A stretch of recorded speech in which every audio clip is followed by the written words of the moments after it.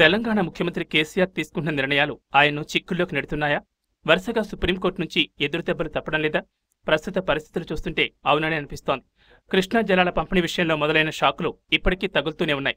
Current ఉద్యోగుల విషయంలోనూ, section 9లోని సంస్థలను విభజించడంలోనూ ఇలా వరుసగా సుప్రీం నుంచి ఎదురుదెబ్బలు తప్పడం లేదు. ఎందుకంటే రాజ్యాంగ విరుద్ధంగా వెళ్లాలనుకుంటే ఏ అంశంపై అయినా సుప్రీంకోర్టు జలకిస్తూనే ఉంటుంది. ఇప్పుడు తాజాగా సింగరేణి కార్మికుల వారసత్వ ఉద్యోగాల విషయంలోనూ మరో షాక్ తప్పలేదు.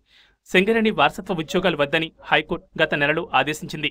దీనిని సుప్రీంకోర్టు సమర్థించింది. హైకోర్టు తీర్పును సవాలు చేస్తూ సింగరేణి బొగ్గుగని కార్మిక సంఘం సుప్రీంను ఆశ్రయించింది. దీంతో అక్కడ కూడా చుక్కెదురైంది.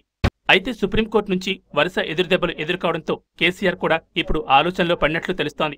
ఇప్పటికే దేశంలో అత్యున్నత న్యాయ నిపుణులను ఏర్పాటు చేసి పోరాటం చేస్తామని కేసీఆర్ ప్రకటించారు. ఈ నేపథ్యంలోనే ఇప్పుడు కొత్త విమర్శలు పుట్టుకొస్తున్నాయి. రాజ్యాంగబద్ధమైన నిర్ణయాలు తీసుకోవడంలో నిపుణుల సలహా కావాలి కానీ కోర్టు ఇచ్చిన తీర్పులకు వ్యతిరేకంగా పోరాటాలు చేయడానికి అనుభవజ్ఞులైన న్యాయవాదులు అవసరమా అనేది పలువురి ప్రశ్న. వాస్తవానికి రాజ్యాంగ వ్యతిరేక నిర్ణయాలను కోర్టులు స్వాగతించావు. ఏ రాష్ట్ర ప్రభుత్వానికైనా ముట్టుకాయలు వేస్తాయి.